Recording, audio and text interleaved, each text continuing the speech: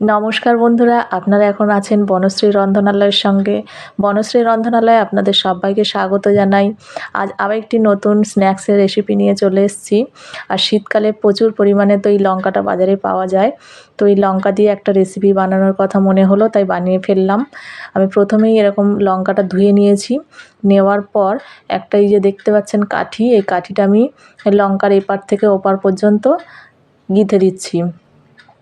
এভাবে কাঠিটা গিঁথে দিতে হবে। এই কাঠিগুলো বাজারে পেয়ে যাবেন।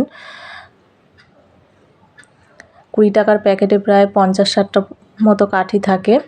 না হলেও নারকেল গাছের পাতার কাঠি দিয়েও করতে পারেন। তো এখন আমি এটা এইভাবে গোল করে ঘুরিয়ে ঘুরিয়ে কেটে নিচ্ছি। এইভাবে গোল করে ঘুরিয়ে ঘুরিয়ে কেটে নেব। লঙ্কাটা পুরো গোটা থাকবে, কেটে যাবে না। আর কাঠিটা দেওয়ার জন্য লঙ্কাটা ভেঙেও যাবে না, সেই জন্য আমি কাঠিটা দিয়ে নিয়েছি। আর লঙ্কাটা এরকম পাকিয়ে পাকিয়ে কেটে নিতে হবে। যদি খুলে যায় কাঠিটা ঘুরিয়ে আবার কাঠির গায়ে পেঁচিয়ে নিতে পারবেন। আর এইভাবে কেটে নেওয়ার কারণটা হলো লঙ্কার মধ্যে আমার ব্যাটারটা ভালোভাবে যাবে আর স্ন্যাক্সটা খেতে বেশি ভালো লাগবে। লঙ্কাটা গোটা থাকলে স্ন্যাক্সটা ওপরে ওপরে লেগে থাকে, অতটা ভালো লাগে না, সেই জন্য আমি এইভাবে কেটে নিলাম।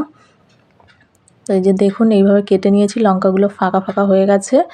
এই যে আমি সব কটা লঙ্কা এইভাবে কেটে নিয়েছি। আমি এখানে 7টা লঙ্কা এইভাবে কেটে নিয়েছি। তা চলুন রেসিপিটি শুরু করা যাক। প্রথমেই আমি এখানে একটা বোলের মধ্যে বেসন নিয়ে নেব। আমি এখানে 4 চামচ বেসন নিয়েছি। এর মধ্যে 2 চামচ চালের গুঁড়ো আর স্বাদ অনুযায়ী লবণ, হলুদ গুঁড়ো অল্প পরিমাণ, লঙ্কার গুঁড়ো অল্প পরিমাণ, একটু কালো জিরে দিয়ে দিলাম। দিয়ে শুকনো উপকরণগুলো একটু মিশিয়ে নিচ্ছি।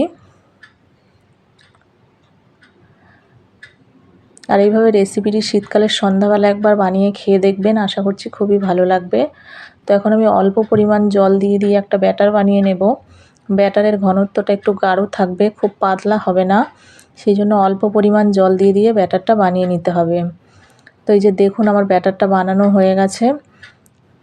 ব্যাটারের ঘনত্বটা এরকম হয়েছে। এইভাবে ব্যাটারটা বানিয়ে নিতে হবে।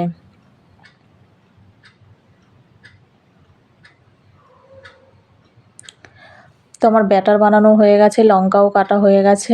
এদিকে আমি কড়াই বসিয়ে কড়াইয়ের মধ্যে তেল গরম হতে দিয়েছি, সাদা তেল। তেল গরম হয়ে গেছে। এখন আমি এই লঙ্কাগুলো ব্যাটারের মধ্যে ডুবিয়ে তেলে হালকা ফ্রাই করে নেব, নিলেই হয়ে যাবে আমার রেসিপিটি। তো এইভাবে চামচের সাহায্যে আমি ব্যাটারটা লঙ্কার উপরে দিয়ে নিচ্ছি। একটুখানি ঝরিয়ে নিয়েই আমি তেলের মধ্যে দিয়ে দিচ্ছি। এইভাবে একটু লো ফ্লেমে ভেজে নিতে হবে, তাহলে লঙ্কাটা ভালো নরম হয়ে যাবে।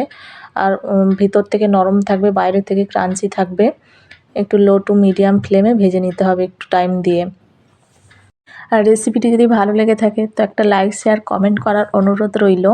আর যে সকল বন্ধুরা চ্যানেলে নতুন তাদেরকে অনুরোধ করব চ্যানেলটা একবার সাবস্ক্রাইব করে রাখবেন।